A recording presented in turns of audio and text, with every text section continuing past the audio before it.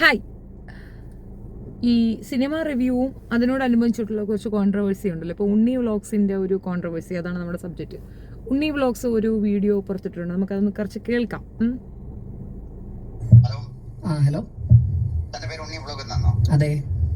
എന്റെ പേര് എബ്രഹാം മാത്യു എന്നാണ്. അപ്പൊ മൂവീസ് പടത്തിന്റെ പ്രൊഡ്യൂസറാണ്. പറയൂ. താനിപ്പോ ഒരു വീഡിയോ ഇട്ടല്ലോ, ഇട്ടല്ലേ? ആ വീഡിയോ തന്നെ 1 മണിക്കൂർ ഇപ്പം ഡിലീറ്റ് ചെയ്തില്ലെങ്കിൽ 2 മണിക്കൂർ കഴിയുമ്പോൾ കൊലയാടി പോലെ നിന്റെ വീഡിയോ നാലിനെ കൊണ്ടുവരും, ഞാൻ പോലീസിനെ കൊണ്ടുവരും, ഞാൻ പിടിച്ച് തൂക്കി എടുത്തോണ്ട് പോലും. മനസ്സിലായോ? എന്തിന്റെ പേരില്? ഞാൻ 1 മിനിറ്റ്, ഞാൻ ആരാണെന്ന് നിനക്ക് അറിയത്തില്ല. എന്റെ പേര് എബ്രഹാം മാത്യു എന്നാണ്. നീ ഇട്ട വീഡിയോ ഇപ്പൊ 1 മണിക്കൂർ ഇപ്പം ഡിലീറ്റ് ചെയ്തില്ലെങ്കിൽ നീ നാളെ രാവിലെ വിവരം അറിയും ഞാൻ ആരാണെന്ന്. അല്ല, അതിന്റെ കാരണം എന്താന്ന് പറയും. ഇത് നിനക്ക് തരുന്ന താക്കീതാണ്. എന്നോട് മനസ്സിലാക്കിയല്ലോ. അല്ല, ഇതിന്റെ കാരണം എന്താണ്? നീ ഇപ്പൊ വീഡിയോ വീഡിയോ നീ എന്നെ ഒരാഴ്ച നീ എന്താ ഉണ്ടാക്കുമായിരുന്നു? നീ ഇപ്പൊ നീ വീഡിയോ എന്നാ ഇട്ട? നീ എന്റെ പടത്തിനെ പറ്റി പടം മോശമായിട്ടാണ് എനിക്ക് ഫീൽ ചെയ്തത്, അത് ഞാൻ പറഞ്ഞു. പടം മോശമായിട്ട് നിനക്ക് ഫീൽ ചെയ്തോ? നിനക്ക് ഇത്ര നാളെ ഫീൽ ചെയ്തില്ലായിരുന്നു. നിന്റെ ഫീൽ ചെയ്യാൻ മാറ്റി തരാം ഞാൻ നാളെ രാവിലെ.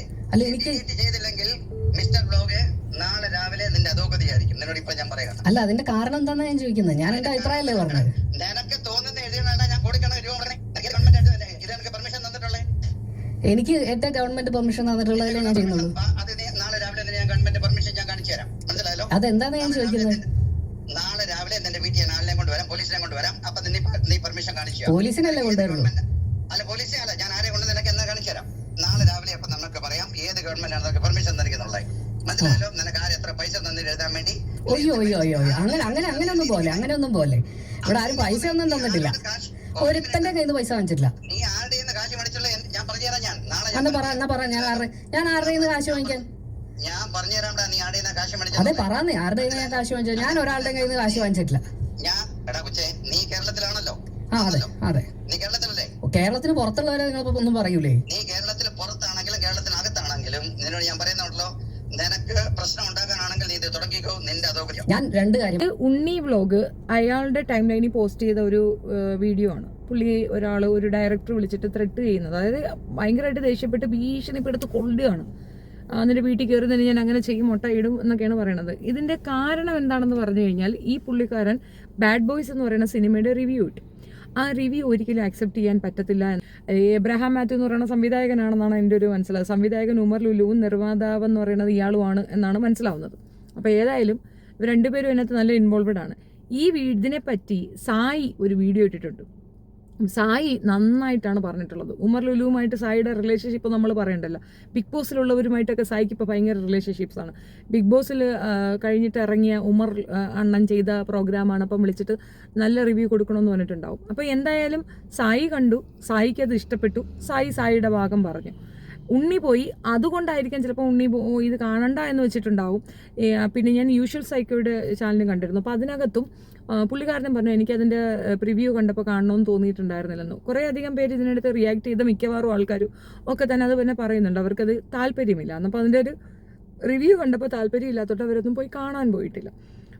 സായി ഇത് പറയുമ്പോൾ നോർമലി ഇവരും വേറെ ഇത് റിവ്യൂ ചെയ്യുന്ന കുറേ അധികം പേരുണ്ട്, അശ്വന്തുക്കൊക്കെ അങ്ങനെയുള്ളവരൊക്കെ ഉണ്ടല്ലോ. അപ്പോൾ അവരെല്ലാവരോട് ഇതൊന്ന് കാണാൻ ഇടയാവുകയുണ്ടായിട്ടുണ്ടാവും. കണ്ടപ്പോൾ അവർക്ക് തോന്നിയത് പറഞ്ഞിട്ടുണ്ടാവും. വിജയുടെ സിനിമ പോലും ഇപ്പോൾ റീസെൻ്റ്ലി ഇറങ്ങിയ ഒരു സിനിമയുണ്ടല്ലോ, അപ്പോൾ അത് പോലും അവരെടുത്ത് വെച്ചിട്ട് റിവ്യൂ ചെയ്യുന്നുണ്ട്. വളരെ ബാഡ് റിവ്യൂ ആയിരുന്നു ഉണ്ടായിരുന്നത്. അത് അവരുടെ വിഷയമാണ്. ഇപ്പോൾ ഓരോരുത്തർക്ക് സിനിമ കാണുമ്പോൾ, ഇപ്പോൾ എനിക്ക് ചിലപ്പോൾ ആ സിനിമ കാണുമ്പോൾ ഭയങ്കരമായിട്ട് ഫീൽ ചെയ്യും. ബിക്കോസ് എനിക്കിഷ്ടമുള്ളവരൊക്കെ അതിനകത്തുള്ളത് അതുകൊണ്ട് എനിക്ക് ഭയങ്കരമായിട്ട് ഇഷ്ടപ്പെടും. എല്ലാവരും അത് ഇഷ്ടപ്പെടണമെന്ന് നമുക്ക് പറയാനൊക്കത്തില്ലല്ലോ. ഒരു സിനിമയുടെ സക്സസ് എന്ന് പറയുന്നത് അതിൻ്റെ തീം, അതിനകത്ത് പ്രവർത്തിച്ചവരുടെ ഒരു ഇത് ഒക്കെ റിലേറ്റ് ചെയ്തിട്ടായിരിക്കും. അല്ലാണ്ട് നിങ്ങൾ കോടിക്കണക്കിന് രൂപ ചിലവാക്കി എന്ന് പറഞ്ഞിട്ട് ഒരു സിനിമ സക്സസ് ആവണമെന്ന് നിർബന്ധമൊന്നുമില്ല. അങ്ങനെ നമ്മൾ വാശി പിടിക്കണേം തെറ്റാണ്. അപ്പോൾ ഇയാളെ വിളിച്ചൊരു വിരട്ടൽ ഇതൊക്കെ കാണിച്ചിട്ടുണ്ടെങ്കിൽ ഇതിനകത്ത് എന്തോ ഫിഷി ഉണ്ടെന്ന് മറ്റേ പയ്യൻ പറയുന്നത് കറക്റ്റായിട്ടാണ് എനിക്ക് ഫീൽ ചെയ്യുന്നത്. ഉണ്ണി ഇപ്പോൾ അത് പ്രൈവറ്റ് ആക്കിയിട്ടുണ്ട്, ഈ വീഡിയോ പ്രൈവറ്റ് ആക്കി വെച്ചിട്ടുണ്ട്. ആരും എടുത്തോണ്ട് പോകാതിരിക്കാൻ വേണ്ടിയിട്ടായിരിക്കാം, ഒരുപക്ഷെ വാശിപ്പുറത്തായിരിക്കാം ഈ ഒരു വോയിസ് പുള്ളി പബ്ലിഷ് ചെയ്തത്. അപ്പോഴേ എനിക്ക് ഡൗട്ടുണ്ട്, പുള്ളി ഇങ്ങനെ ഫോൺ വിളിക്കുന്നില്ലേ, ആ സമയത്ത് ഇതിങ്ങനെ വീഡിയോയിൽ കിട്ടി എന്നുള്ളതും ഒരു ഡൗട്ടാണ്. ഇത് മനഃപൂർവ്വം ഉണ്ണി അവർക്ക് വേണ്ടിയിട്ട് ചെയ്ത ഒരു നെഗറ്റീവ് പബ്ലിസിറ്റി ആണോ എന്നുള്ളതും സംശയമാണ്.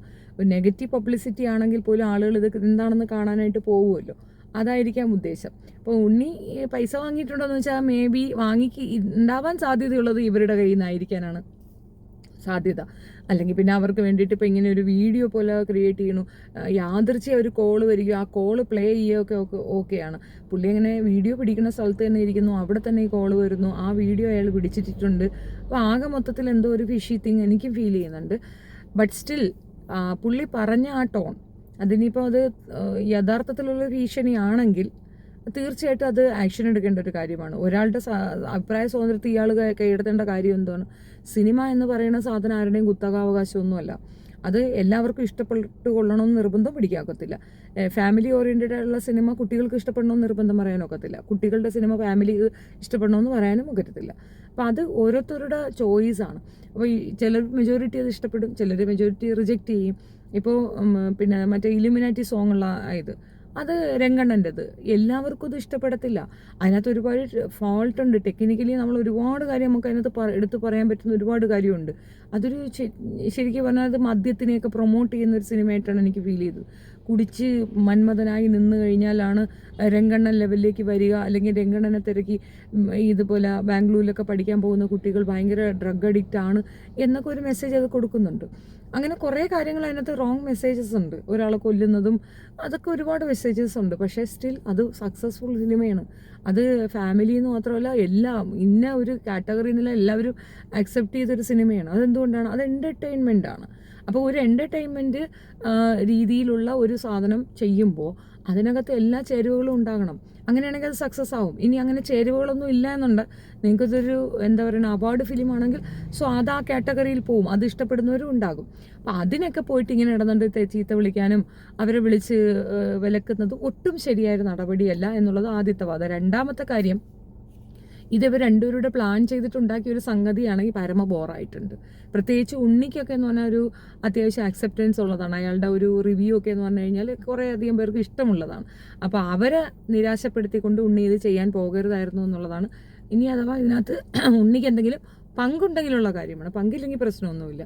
ഇപ്പോൾ അത് പ്രൈവറ്റ് ആക്കി വെക്കുമ്പോൾ തന്നെ ഒരു ചെറിയ കൺഫ്യൂഷൻ ഉണ്ട്, എന്തിനത് പ്രൈവറ്റ് ആക്കി എന്നുള്ളത്. എന്തായാലും ഇത് ചർച്ചയ്ക്ക് വരുമല്ലോ, ഉണ്ണിയുടെ ചാനലിൽ കൂടെ ഇത് ഇടുമ്പോൾ തീർച്ചയായിട്ടും ബാക്കിയുള്ളവർ ഇതൊരു ചർച്ചയ്ക്ക് എടുക്കുകയും സ്വാഭാവികമാണ് ഇതൊരു അറ്റൻഷൻ വരികയും. ഞാൻ എന്തായാലും ഇതിൻ്റെ റിവ്യൂ പോലും കാണാൻ പോകുന്നില്ല. കാരണം ഉമർ ലുലു എന്ന് പറയുന്ന ഒരു സ്ത്രീവിരുദ്ധനായ അത്യാവശ്യം കേസൊക്കെ ഉള്ള ഒരു വൃത്തികെട്ടവനാണ്. അവൻ്റെ ഒരു സിനിമ, അവൻ്റെ പേര് തന്നെ പരാമർശിക്കുന്ന ഒരു സിനിമ കാണില്ല. അത് ഇനിയിപ്പോൾ OTT റിലീസ് ആയാൽ പോലും ഞാൻ കാണത്തില്ല. അത്രയ്ക്ക് എനിക്ക് ആ ഒരു വ്യക്തിയോടുള്ള വെറുപ്പുണ്ട്.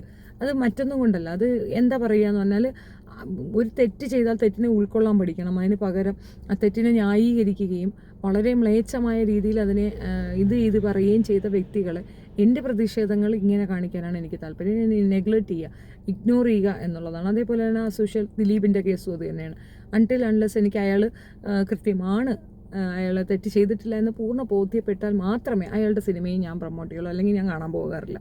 ഇപ്പോൾ സത്യം പറഞ്ഞു കഴിഞ്ഞാൽ ഇപ്പം കോമഡി സ്കിറ്റൊക്കെ വന്നാൽ തന്നെ ഇയാളുടെ മുഖം കണ്ടാലും ഞാൻ സ്കിപ്പ് ചെയ്യും, താല്പര്യമില്ല. അതാണ് സംഗതി. അപ്പോൾ അതെൻ്റെ പേഴ്സണൽ ഇഷ്യൂസാണ്.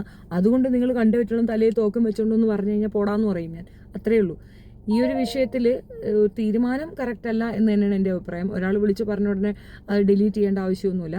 പിന്നെ ഭയം അതെല്ലാവർക്കും ഉണ്ടാവുമല്ലോ, ജീവനി പേടിക്കേണ്ട കാര്യങ്ങളുണ്ട് തന്നെയാണ്. കാരണം ക്രിമിനൽസാണ് അപ്പുറത്ത് നിൽക്കുന്നത് 100%. ഇത്തരത്തിൽ വൾഗറായ ഒരാളെ വിളിച്ച് തെറി വിളിക്കാൻ പറ്റുന്നവരത്തിന് 100% ക്രിമിനലാണ്, അതിൽ തർക്കമൊന്നുമില്ല. പക്ഷേ നമ്മുടെ നാട്ടിൽ നിയമങ്ങളുണ്ട്. അത് ശരിക്കും പറഞ്ഞാൽ തന്നെ ഫോൺ വിളിച്ച് തെറി വിളിച്ചു എന്നും ഫോൺ പിടിച്ച് ഭീഷണിപ്പെടുത്തി എന്ന് പറയുന്നത് ഒരു ക്രിമിനൽ ഒഫൻസാണ്. അതിനെതിരെ നീങ്ങുകയാണ് വേണ്ടത്. ഇതൊക്കെ പറഞ്ഞല്ലോ, നിങ്ങളുടെ കയ്യിൽ എവിഡൻസ് ഉണ്ടെങ്കിൽ നിങ്ങൾ ത്രൂ ഓൺലൈനിൽ തന്നെ ചെയ്യാം. പോലീസ് സ്റ്റേഷനിൽ പോകണമെന്ന് തന്നെയില്ല, ഓൺലൈനിൽ കൂടെ കംപ്ലൈൻറ്റ് കൊടുക്കുകയും പിന്നീട് അവർ വിളിക്കുമ്പോൾ ഡീറ്റെയിൽ കൊണ്ട് കൊടുക്കുകയുമാണ് ഏറ്റവും നല്ല വഴി. അങ്ങനെ തന്നെ ചെയ്യണം. അതാണ് അതിൻ്റെ ഇത്.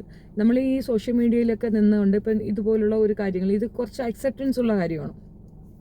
ആളുകൾക്ക് സിനിമ അപ്പം എല്ലാവരും റിച്ചൊന്നും ആയിരിക്കത്തില്ല. മിഡിൽ ക്ലാസ് ആളുകൾ പെട്ടെന്ന് കയറി യൂട്യൂബിൽ നോക്കിക്കഴിഞ്ഞാൽ ഇതിൻ്റെ ഒരു റിവ്യൂ കിട്ടിക്കഴിഞ്ഞാൽ അവരുടേതായ പെർസ്പെക്റ്റീവിൽ ഒരു കാര്യം പറയും, അത് നമുക്ക് വേണമെങ്കിൽ ഉൾക്കൊള്ളാൻ തള്ളാം, അതിൻ്റെ ഡീറ്റെയിലിംഗ് അവർ പറയുകയാണ്. അപ്പോൾ താല്പര്യം ഉണ്ടെങ്കിൽ പോയി കാണാം. കാരണം കുടുംബത്തോടു കൂടി പോയി കാണുമ്പോൾ നല്ലൊരു എക്സ്പെൻസ് അതിനകത്ത് മീറ്റ് ചെയ്യേണ്ടി വരും. അപ്പോൾ അതിനൊരു ഹെൽപ്ഫുൾ ആയിട്ടുള്ളൊരു മെത്തേഡാണ് ഈ കുട്ടികളൊക്കെ ചെയ്യുന്നത്. അശ്വന്ത് കോക്കായാലും ഉണ്ണിയൊക്കെ ആയാലും ചെയ്യുന്നത്. അത് നല്ലൊരു ബ്ലെസ്സിങ് ആണ്, നല്ലൊരു നല്ലൊരു കാര്യമാണ്. അപ്പോൾ അവരെ വിലക്കുകയും ചെയ്യുന്നത് ഈ സിനിമ പിടിക്കുന്നത് പോലെ, സിനിമ പിടിക്കാൻ പാടില്ല എന്ന് പറയുന്നത് പോലെ ഒരു ടേമാണ്. അതൊരിക്കലും അംഗീകരിക്കേണ്ട കാര്യമില്ല. അതിനെതിരെ നിയമവശങ്ങളുണ്ട്, ആവിഷ്കാര സ്വാതന്ത്ര്യം പോലെ അഭിപ്രായ സ്വാതന്ത്ര്യമുണ്ട്.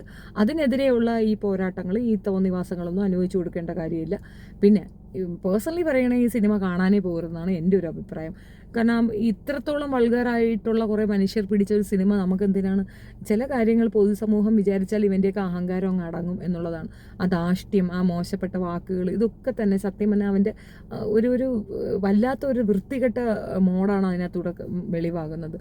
സോ ഇഗ്നോറൻസ് ആണ് ഏറ്റവും നല്ല പ്രതികാരം എന്നാണ് ഞാൻ പഠിച്ചിട്ടുള്ളത്. അതാണ് നല്ലതെന്ന് എനിക്ക് തോന്നുന്നു. And that's my point. നിങ്ങളുടെ അഭിപ്രായം നിങ്ങൾ കമൻറ്റ് രേഖപ്പെടുത്തുക. എൻ്റെ വീഡിയോ ഇഷ്ടപ്പെടുകയാണെങ്കിൽ ലൈക്ക് ചെയ്യുക, ഷെയർ ചെയ്യുക and subscribe my channel. Thank you.